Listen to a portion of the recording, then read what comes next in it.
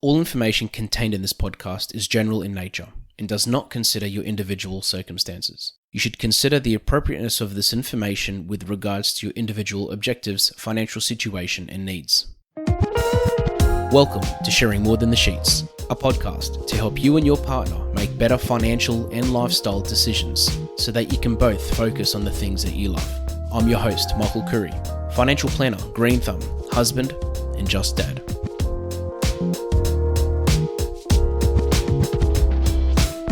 Today I want to talk about something which I've covered many times before in different parts, but I want to come at it from a different angle. Now, we're going to talk about preparing for the storm, preparing for a rainy day, getting ready to batten down the hatches, getting ready to essentially approach or deal with something which most of the time is out of your control. Now, as a financial advisor, I talk to my clients about this regularly.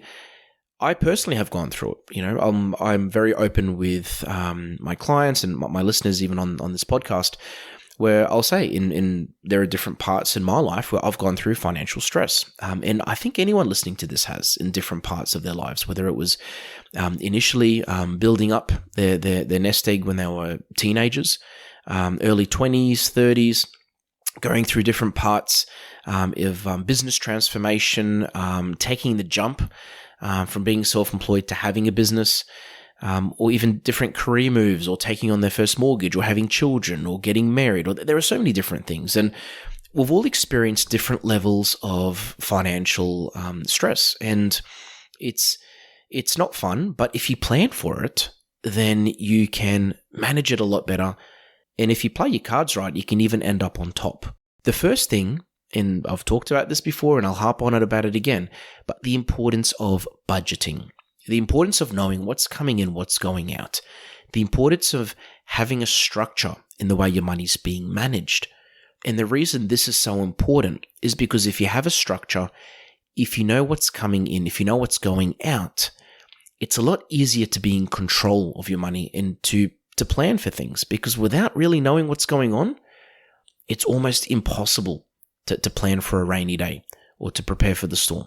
The second part is maximizing your savings, having liquidity in your wealth. So having cash, basically. We've heard the saying that cash is king. Having money, having liquidity, having access to funds when you need it.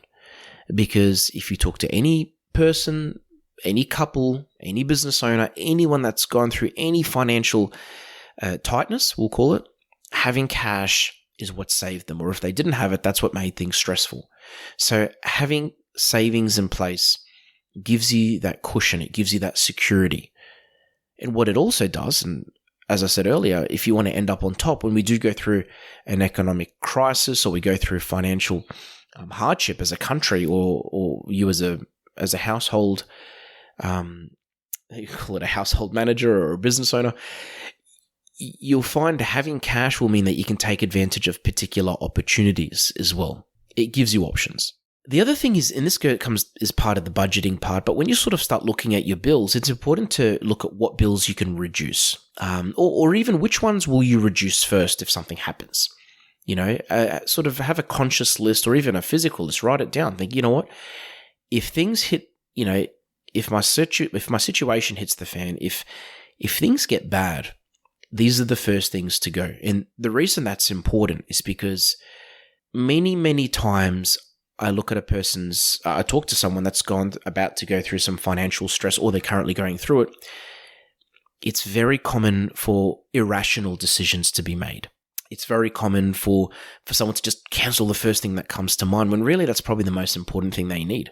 An example I'll give you is life insurance.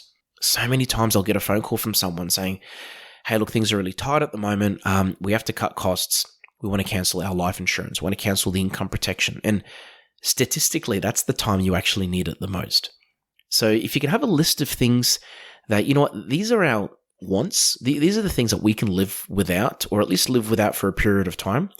And these are the things that we're going to reduce if things get tough. It will make it a lot easier to plan if you have that, essentially. And it'll make sure that you're making rational decisions, and you're making decisions that have been thought out.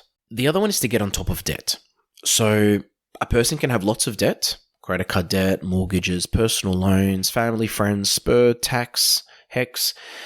They can have a lot of debt and be able to manage things and get by fine.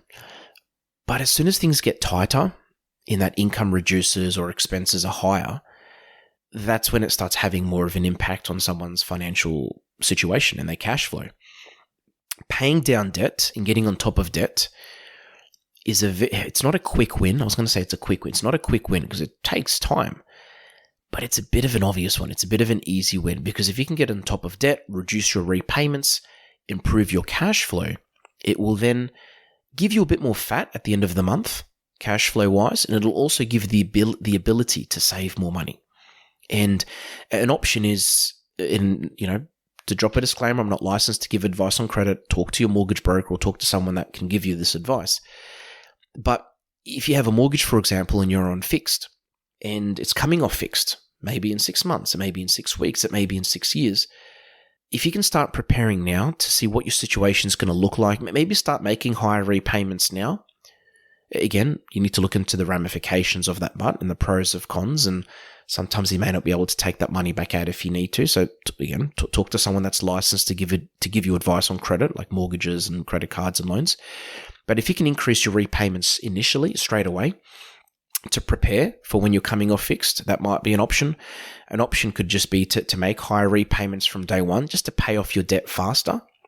But if you can pay down your debt, manage your debt differently, or make sure that you're managing it as best as possible. Maybe you should be on a better interest rate on your mortgage. Maybe you should be on a better deal with your credit card or your loan. Look into these things now, because there's nothing more stressful than trying to deal with financial stress and doing that at the same time. For example, it's like, again, let's just go back to my initial analogy of going through a storm, preparing for a storm. Let's say there's a storm coming. It's going to be a lot easier now to clean out your gutters, to silicon the parts of the house which water might get through, to clear certain parts of the house where rain can cause issues or there could be buildup of water, to maybe get a carport built, maybe put a cover on your car, secure things that are loose in the backyard. It's going to be a lot easier to do these things before the storm comes than it is when the storm's actually happening. So let's say there's a storm happening right now. Just imagine me outside right now trying to clean my gutter, going on a ladder, going on the roof, trying to silicon things, it's impossible, or if it is, it's going to be very hard to do and not as effective as well. This is another big one, and this comes down to trying to increase income or reduce expenses. But look at extra ways to earn cash. If you're on a job that's not paying as much as you'd like it to, or you think it should be, look for a different job or get a second job or a business or just another way to earn extra cash, whether it's selling things you don't need, babysitting, doing someone's laundry, doing some cleaning on the side. Another thing as well could be to maybe reevaluate how you're earning your income. Should you be earning more income? Some people don't earn enough. They know they don't earn enough, but they're happy and they're comfortable. As soon as their expenses start increasing, then they start stressing out and looking for ways of getting better jobs or earning more income, and maybe they need to go back and do a bit of study. So if you can do these things earlier, it's going to help. And lastly, make sure you've got a plan B. Every plan A needs a plan B. So check your insurance, check your house insurance, check your car insurance, check your life insurance, income protection. Check these things to make sure that you've got a backup in case the storm that comes is not an economic storm, in case it's a personal storm, in case it's a car accident, a health scare, a diagnosis, an injury, anything that can possibly lead to you being financially stressed, which you can cover with insurance, I would consider. Now, of course, you don't want to be paying too much insurance. You don't want to be paying, there's insurance for everything these days. So you need a balanced approach, of course, and to how much insurance you're paying. But it's important to have a plan B as well. Every plan A needs a plan B. So I hope this episode's helped. It actually came off the back of a conversation that I was having with a client this week. And we're just talking about how, preparing for the storm, making hay while the sun shines, things that he can be doing. And it just made me think of this topic, and it made me think, this is something I've been talking to a lot of clients about lately. This episode could be listened to in any period of time, so I'm not going to talk about what's happening at the moment in the economy because it may be different in 2, 3, or 5 years. But there's a bit of stress. And when you're sort of when you can see the clouds, it normally indicates that there's a storm coming, or there's some rain coming, or there's something coming. So if you can prepare for it, if you can make smarter decisions, if you can be proactive, you'll most likely get through the storm, hopefully end up on top, even higher, and take advantage of the situation. But either way, you'll be making better financial decisions for you and your family. Thanks for joining us on Sharing More Than the Sheets. Please make sure you subscribe to be updated with future episode releases, and feel free to share this episode with any friends or family that you think it might benefit. Please visit us at sharingmorethanthesheets.com.au to submit questions or requests for future podcast topics. These podcasts have been brought to you by Better Financial Planning Australia. To book a 15-minute phone chat, visit betterfinancialplanning.com.au.